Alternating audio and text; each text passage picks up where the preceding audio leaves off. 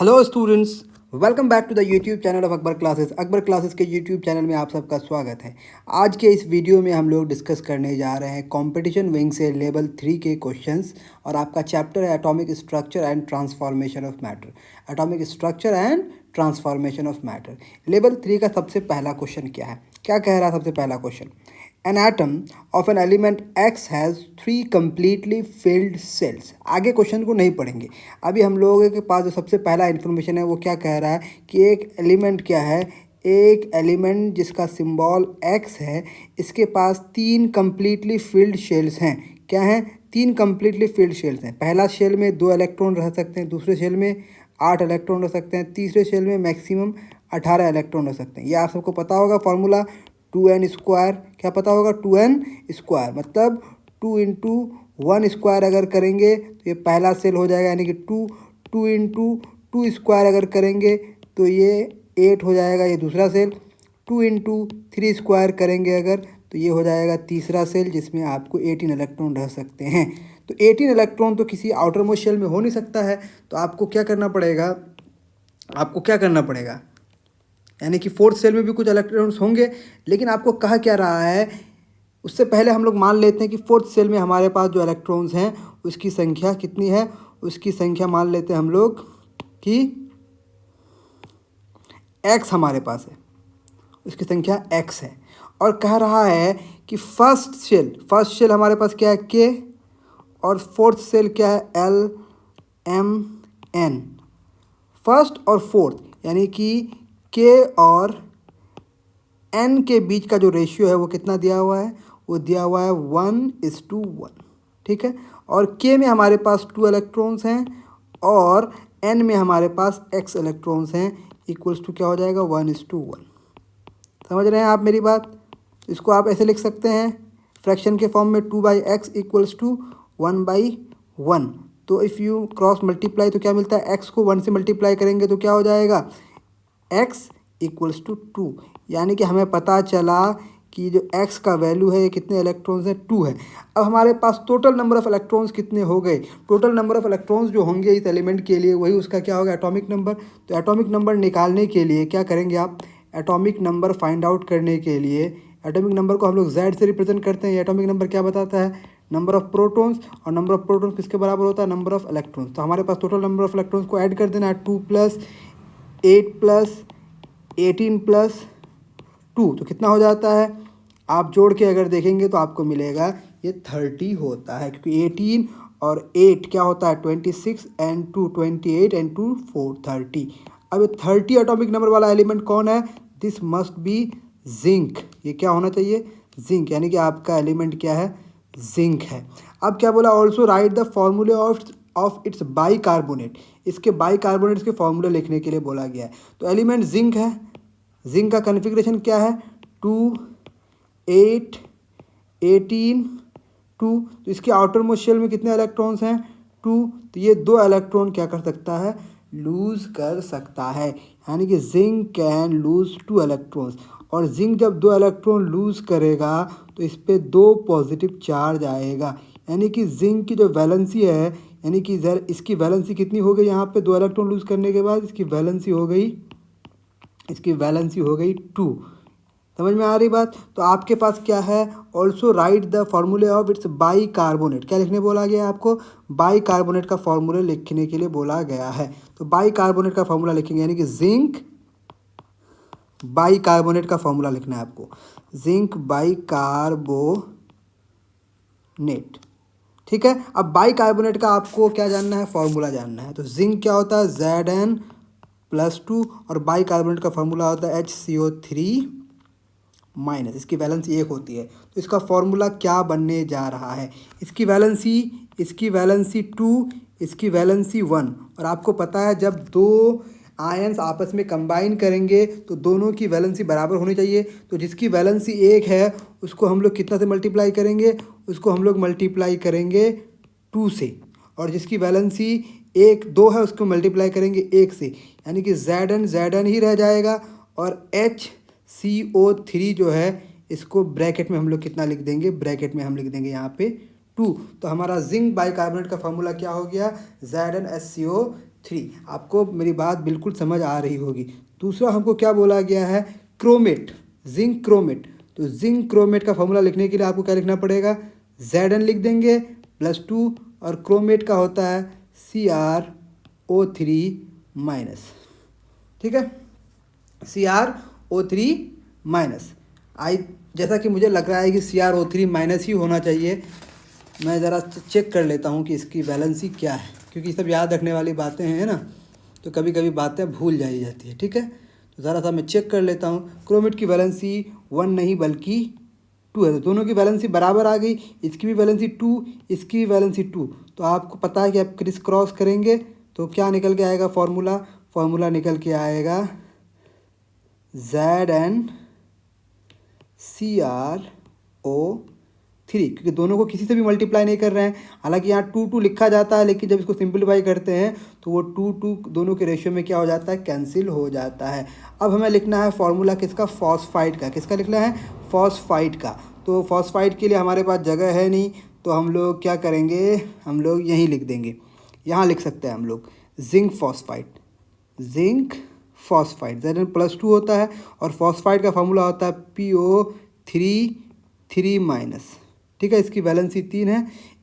आप इसको ऐसे भी लिख सकते हैं -3 या 3-, इसको आप -3 भी लिख सकते हैं। ठीक है, -3। एक की वैलेंसी 2 है, एक की वैलेंसी 3 है।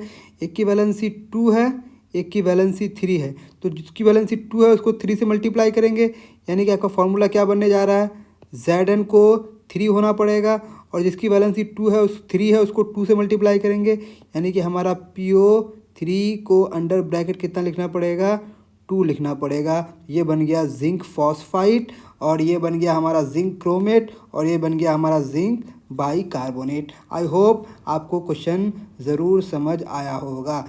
अब थोड़ा सांस लें और अगले क्वेश्चंस को बड़ा ही ध्यान से पढ़ें। क्या बोला है, a metal M and a non metal X form a compound with formula M4X। यानी कि एक मेटल M है और दूसरा मेटल क्या है, दूसरा नॉन मेटल है जिसका नाम क्या है, X है। M और X मिलके एक कंपाउंड बना रहा है जिसका फॉर्मूला क्या है, M4X। ठीक है, इससे क्या पता चल रहा है, इससे पता ये चल रहा है कि X की वैलेंसी जो है वो 4 है, और M की वैलेंसी जो है ये वैलेंसी है आपकी 1। ठीक है, तभी ये यहाँ मल्टीप्लाई हो गया और ये यहाँ मल्टीप्लाई हो गया। ठीक है, ये आपकी वैलेंसी है। ठीक है, predict the electronic arrangement of M and X। M और X की आपको इलेक्ट्रॉनिक अरेंजमेंट निकालने के लिए बोला गया है कि M का इलेक्ट्रॉनिक कन्फिग्रेशन क्या होगा और X का इलेक्ट्रॉनिक कन्फिग्रेशन क्या होगा। तो कैसे पता कर सकते हैं हम लोग, कैसे पता करेंगे, ज़रा गौर कीजिए आप लोग। पता करने के लिए हमारे पास क्या मेथड हो सकता है, क्या बोला है आगे, क्या बोला है, ज़रा सवाल को और आगे पढ़ते हैं। M and X has, assuming that M has 3 occupied cells and X has 2 occupied cells। ठीक है, M के पास कितने occupied cells हैं, M के पास 3 occupied cells है, 3 occupied cells। 3 occupied cells मतलब आपके पास पहला सेल क्या हो जाएगा, 2, दूसरा सेल में 8 तो होना ही है। अब तीसरा सेल में कितना इलेक्ट्रॉन हो कि उसकी वैलेंसी 1 हो जाए और मेटल भी हो।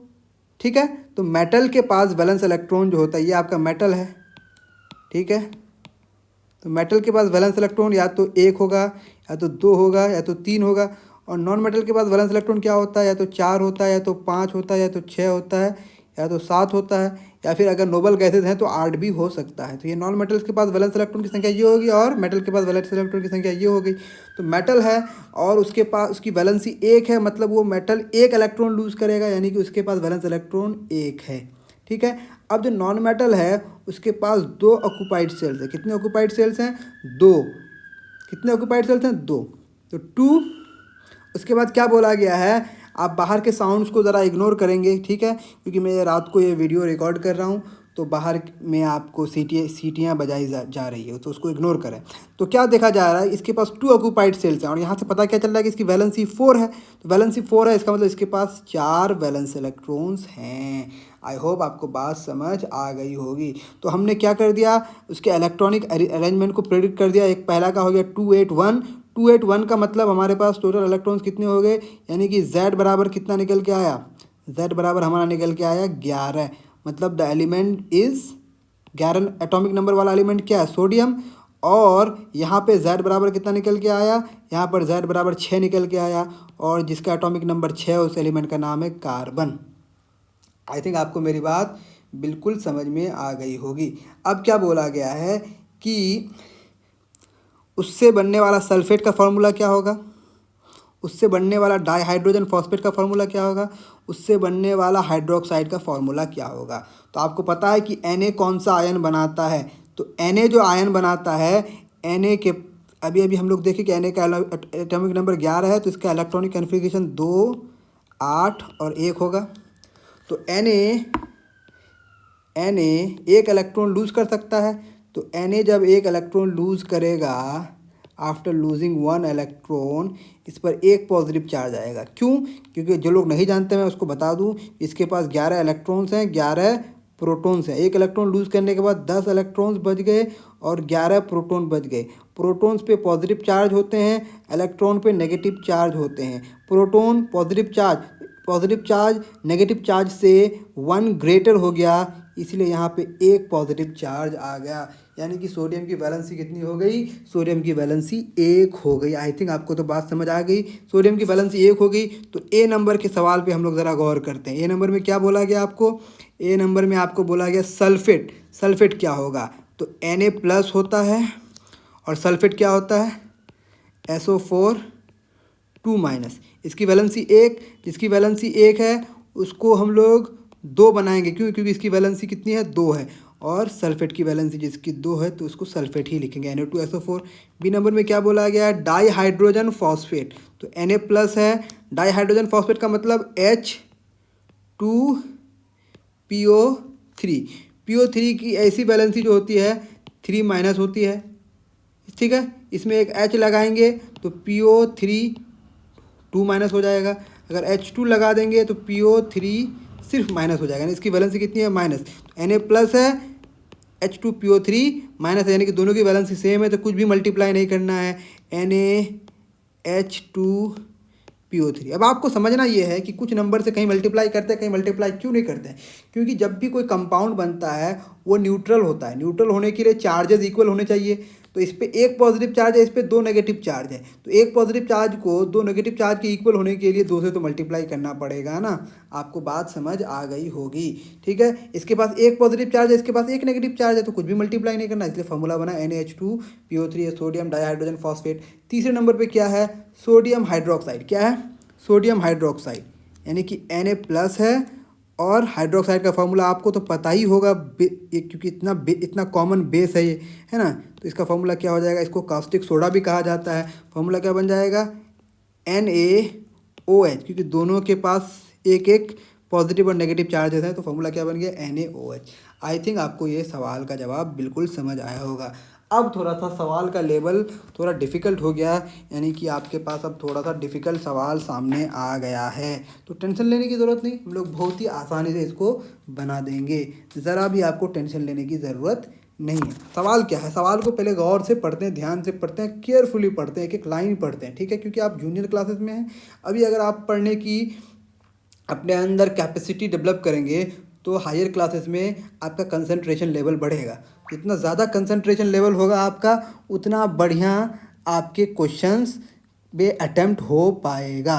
तो डोंट वरी, हम आपको मदद कर रहे हैं इस क्वेश्चन को समझने के लिए। क्या बोला गया, 2 metals A and B possess the same number of electrons in L shell।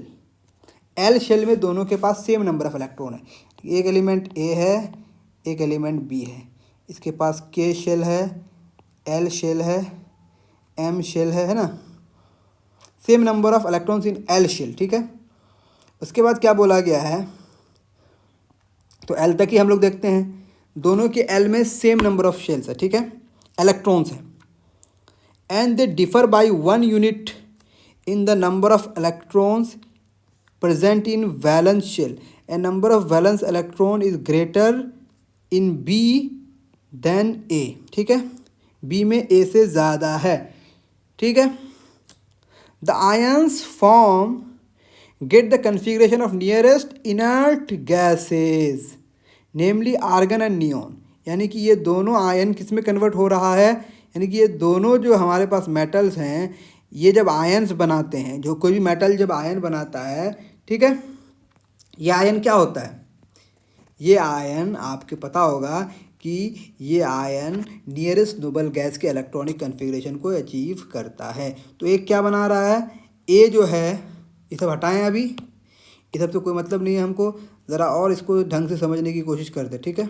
ज़रा देखिए ए से क्या बन रहा है, ये थोड़ा ज़्यादा मोटा लग रहा है, चलिए आप इसको एडजस्ट कीजिए।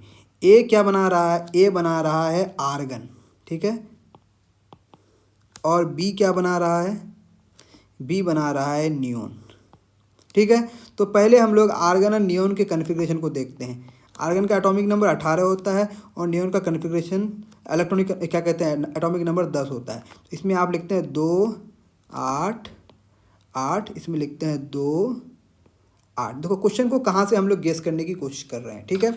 अब क्या बोला जा रहा है कि दोनों के एल में सेम नंबर ऑफ इलेक्ट्रॉन्स, यानी कि ए और बी जो है, ए और बी पे हम लोग गौर करते हैं ज़रा।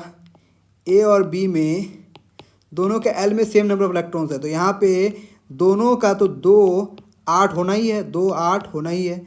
अब क्या बोल रहा है कि they differ by 1 in the number of electrons present in valence shell. उसके वैलेंस शेल में जो नंबर ऑफ इलेक्ट्रॉन्स हैं उसमें कितने का डिफरेंस है, एक का डिफरेंस है। कितने का डिफरेंस है, एक का डिफरेंस है। तो एक का डिफरेंस होने के लिए क्या होना पड़ेगा, इसके पास अगर 2 इलेक्ट्रॉन हो जाए और इसके पास अगर वैलेंस शेल में 1 इलेक्ट्रॉन हो जाए, तो अगला शेल में यहाँ 8 दे देते हैं। तो क्योंकि ये 1 इलेक्ट्रॉन लूज करके, क्योंकि दोनों ही क्या है, मेटल्स है, दोनों ही क्या है, मेटल्स हैं, तो वैलेंस इलेक्ट्रॉन 1 2 3 4 ही हो सकता है, 7 8 तो हो नहीं सकता है। तो इसीलिए वैलेंस इलेक्ट्रॉन यहाँ 1 है, यहाँ 2 है, ठीक है।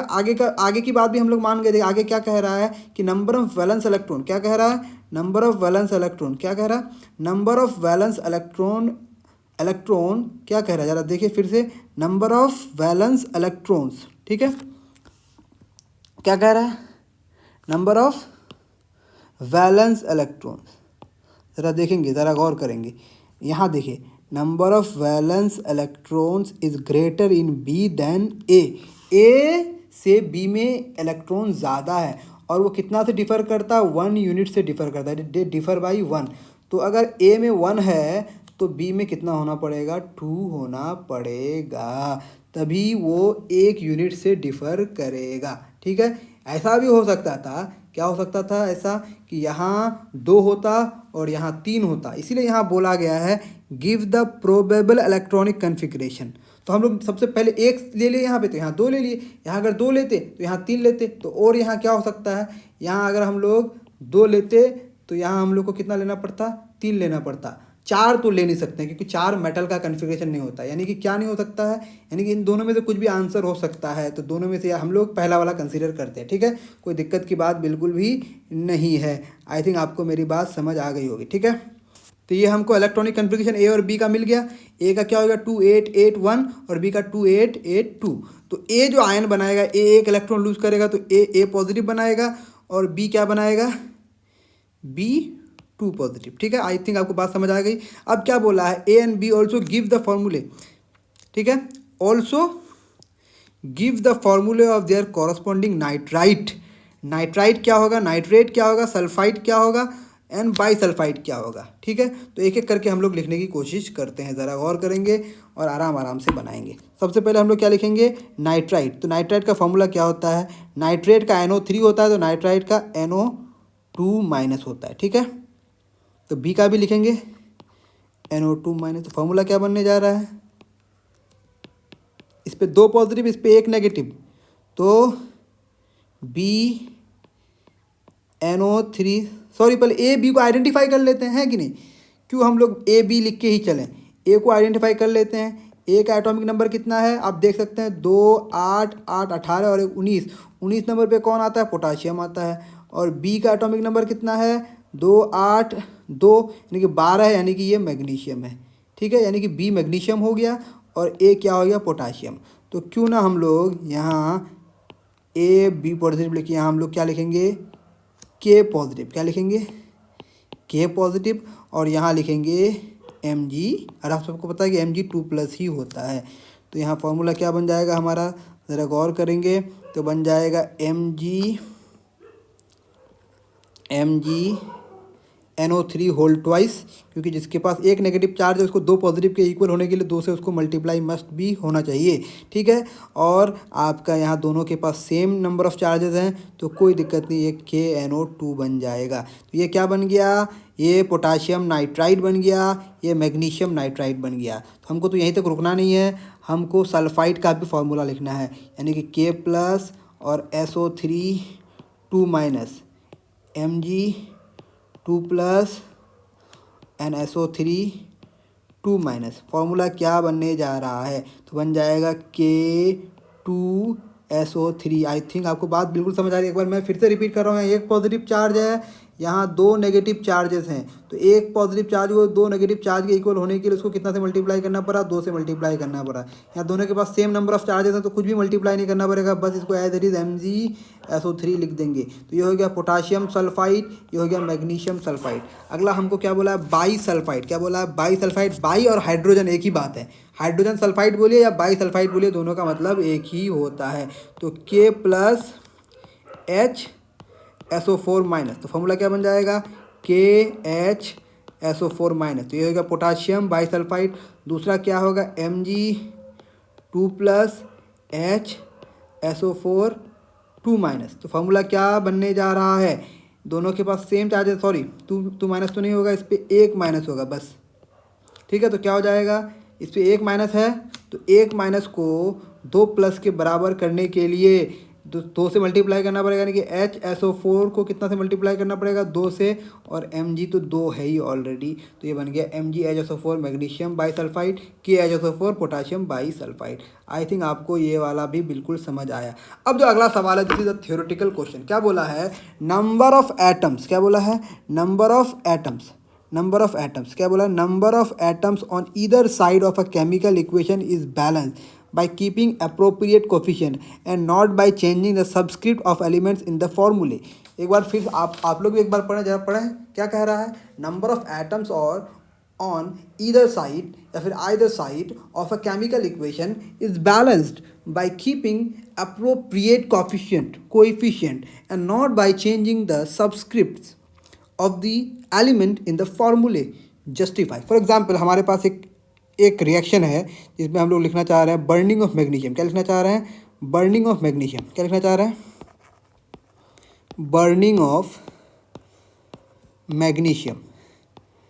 मैग्नीशियम को अगर जलाएंगे तो क्या होगा, ज़रा बताइए।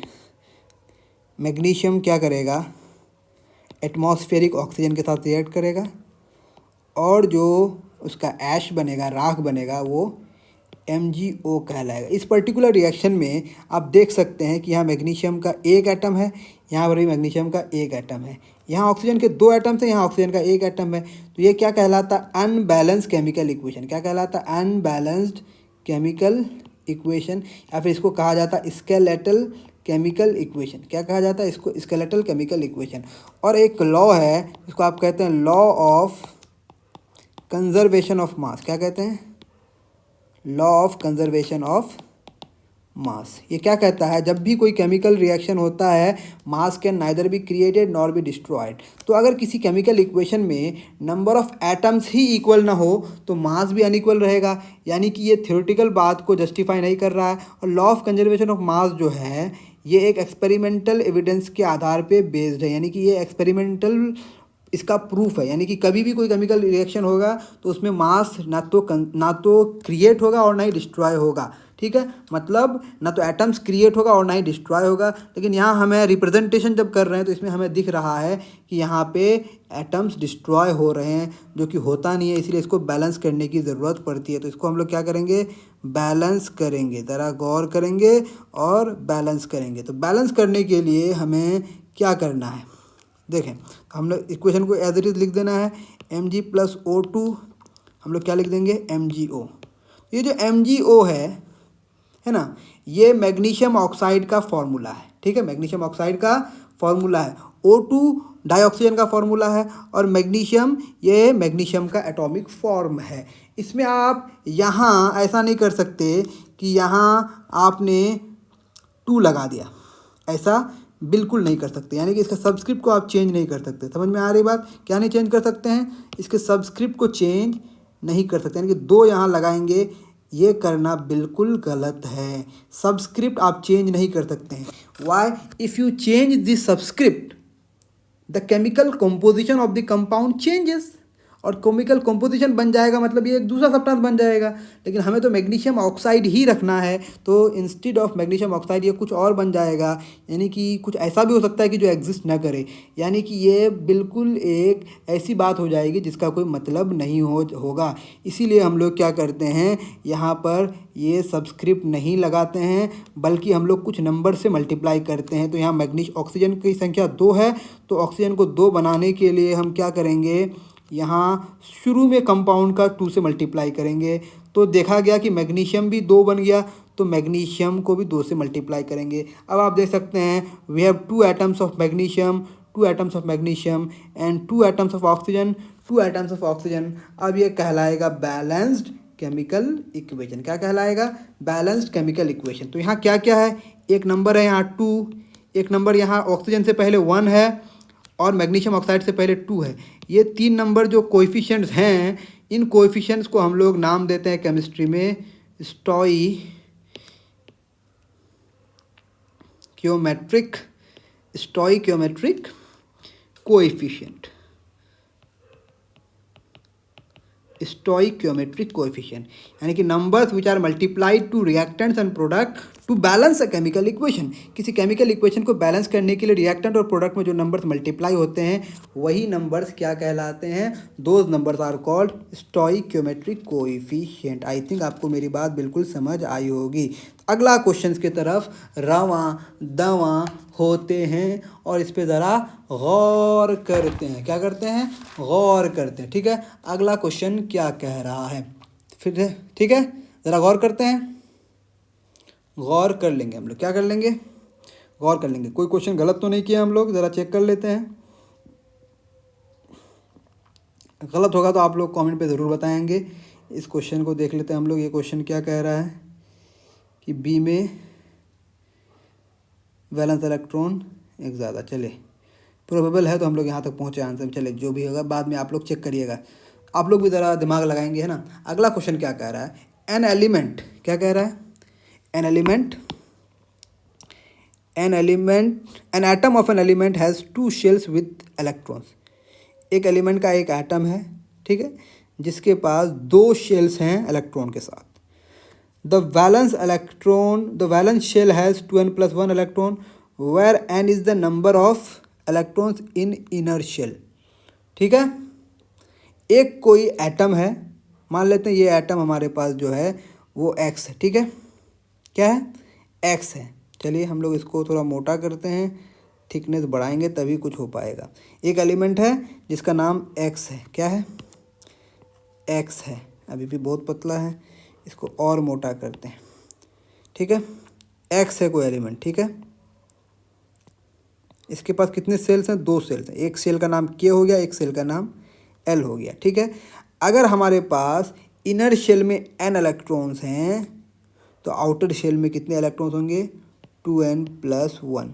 और हमको पता है पहला शेल में 2 इलेक्ट्रॉन रख सकते हैं, दूसरे शेल में कितना हो जाएगा? 2 × 2 + 1, यानी कि कितने इलेक्ट्रॉन्स हो गए? 2 और 5। तो ये हमारा कन्फिग्रेशन निकल के आया 2 5। ठीक है, अब आगे क्या बोला था? This element can form radical with x with hydrogen. This element can form a radical x। ये एलिमेंट एक रेडिकल बनाएगा जिसका नाम x होगा। तो इसको हम लोग यहाँ x नहीं मानते हैं, इसको हम लोग मान लिए कुछ भी, अभी कुछ नहीं मानते। ठीक है, ये जो रेडिकल बना रहा है, इस रेडिकल का नाम क्या होगा? रेडिकल मतलब जो आयन बना रहा है, उस आयन का नाम क्या है? x है। तो ये क्या, पहले इस पे चार्ज कितना होगा ये हम लोग चेक करते हैं। पहले ये एलिमेंट कौन सा है ये देख लेते हैं हम लोग। तो ये एलिमेंट एटॉमिक नंबर 7 हो गया। Z बराबर कितना हो गया? 7। 7 नंबर पे कौन सा एलिमेंट आता है आप सबको पता होगा, ज़रा गिनिए। Hydrogen, helium, lithium, beryllium, boron, carbon, उसके बाद नाइट्रोजन, यानी कि दिस इज योर नाइट्रोजन, यानी कि ये एलिमेंट नाइट्रोजन है, सही है ना, दिस इज नाइट्रोजन, ठीक है। क्या है ये, दिस एलिमेंट इज नाइट्रोजन। तो नाइट्रोजन के पास 5 वैलेंस इलेक्ट्रॉन्स हैं, तो ये 3 इलेक्ट्रॉन गेन कर सकता है, यानी कि nitrogen can gain 3 more electrons to form N3-, क्या बना सकता है, N3-, क्योंकि इसके पास पहले कितने इलेक्ट्रॉन थे आप सबको पता है, इसके पास 7 इलेक्ट्रॉन थे और 7 प्रोटॉन थे, 3 इलेक्ट्रॉन एक्स्ट्रा आ गया तो 10 इलेक्ट्रॉन्स आ गए और 7 प्रोटॉन आ गए, तो इलेक्ट्रॉन की संख्या प्रोटॉन से 3 ज़्यादा हो गया, तो we have 3 more negative charges. ठीक, चल देना यहाँ पे एक बार फिर से पढ़ते हैं। An atom of an element has 2 shells with electrons, ठीक है, 2 शेल्स हैं, एक के पास n है, एक के पास 2n+1 है, ठीक है, समझ रहे होंगे आप। दिस कैन, उसके बाद तो हमने निकाला कैलकुलेट करके कि पहला में 2 दूसरा में 5। This element can form a radical X with hydrogen and 2 radicals Y and Z with oxygen. This element can form a radical X with hydrogen. अच्छा, ये X के साथ एक रेडिकल बनाएगा, ठीक है, तो X के साथ रेडिकल बनाएगा and 2 radicals Y and Z with oxygen, oxygen के साथ 2 रेडिकल बनाएगा वो, ठीक है, तो उस पर भी हम लोग और करते हैं, ठीक है। और क्या बनाएगा, Z has more number of oxygen than Y, ठीक है। चलिए, बहुत आसान है, बहुत ही आसान है, ठीक है। कैसे आसान है ज़रा देखेंगे। तो नाइट्रोजन के साथ अगर हाइड्रोजन रेडिकल बनाएगा तो आप सबको पता है कि नाइट्रोजन और हाइड्रोजन से बनने वाला आयन क्या होता है, NH4+ होता है। क्या होता है, NH4+, ठीक है। ये रेडिकल X जो बन रहा है, ये रेडिकल हो गया X, NH4+, इसी को हम लोग कहते हैं अमोनियम आयन। क्या कहते हैं, ammonium ion, this is your ammonium ion. तो सवाल पढ़ना अच्छे से बहुत ज़रूरी होता है। उसके बाद क्या बना रहा है, Y and Z with oxygen, oxygen के साथ 2 रेडिकल बना रहा है Y and Z, एक बना रहा है Y, एक बना रहा है Z। अब उसमें क्या इन्फॉर्मेशन दिया हुआ है कि नाइट्रोजन और ऑक्सीजन रेडिकल बना रहा है, ठीक है। तो नाइट्रोजन और ऑक्सीजन में क्या बोला गया है कि Z has more number of oxygen than Y। आप सबको पता है कि एक तो या तो NO2 बनेगा या तो NO3 बनेगा, और Z के पास एक ऑक्सीजन ज़्यादा है, किससे, Y से, तो यहाँ 2 ऑक्सीजन, यहाँ 3 ऑक्सीजन, और इस पर भी एक नेगेटिव चार्ज, इस पर भी एक नेगेटिव चार्ज। इसको हम लोग कहते हैं, जिसमें ऑक्सीजन की संख्या कम होती है उसको हम लोग कहते हैं नाइट्राइट, और जिसमें ऑक्सीजन की संख्या ज़्यादा हो उसको हम लोग कहते हैं नाइट्रेट, ठीक है। यहाँ तक बात बिल्कुल समझ आ गई। तो हमने X भी पता कर लिया, X क्या हो गया, अमोनियम, Y क्या हो गया, नाइट्राइट, और Z क्या हो गया, नाइट्रेट, ठीक है। अब क्या बोला, आइडेंटिफाई द एलिमेंट, क्या बोला है, identify the element and the radicals, पता कर लिए, एलिमेंट्स एंड रेडिकल्स पता कर, write the reaction taking place between solution of 2 salts. A क्या बोला है, AgZ, तो AgZ क्या हो जाएगा, Z हमारे पास क्या है, NO3, Z हमारे पास क्या है, NO3, तो AgNO3 हमारे पास होगा। क्या बोला है, AgZ, right the reaction taking place between AgZ and XCl। X हमारा क्या है, X हमारा क्या है, NH4, ये Cl हो जाएगा। अब ये दोनों आपस में रिएक्ट करेगा तो कैसे, इस तरह के कोई रिएक्शंस को हम लोग बनाएंगे। तो Ag क्या होता है, Ag+, NO3 क्या होता है, NO3-, ठीक है, और NH4 क्या देगा, NH4+, और ये Cl-। इसमें टूटेगा, कहाँ टूटेगा, जब उसको हम लोग सॉल्यूशन में डिज़ोल्व करेंगे, पानी में डिज़ोल्व करेंगे, तो होगा क्या, इसका कैटायन यानी कि इसका पॉजिटिव चार्ज इसके एनायन के साथ कंबाइन करके एक नया कंपाउंड बनाएगा, और इसका कैटायन इसके एनायन के साथ जुड़ के एक नया कंपाउंड बनाएगा। हमेशा जब भी फॉर्मूला लिखना है आपको कैटायन पहले लिखना है, तो पहले हम क्या लिख लेते हैं, AgCl प्लस क्या हो जाएगा, NH4NO3। ये एक double displacement kind of reaction है। कैसा रिएक्शन है, this is a double displacement reaction. कैसा रिएक्शन, डबल डिस्प्लेसमेंट रिएक्शन। कैसा रिएक्शन है ये, डबल डिस्प्लेसमेंट रिएक्शन। आई थिंक आपको ये 5 सवाल बिल्कुल समझ में आया होगा। अगर समझ में आया है तो सब्सक्राइब ज़रूर करें, क्या करें, सब्सक्राइब ज़रूर करें। और हमारे साथ जुड़ने के लिए thank you very much, thank you very much. ठीक है, फिर मिलते हैं अगले क्लास में, दीजिए इजाज़त।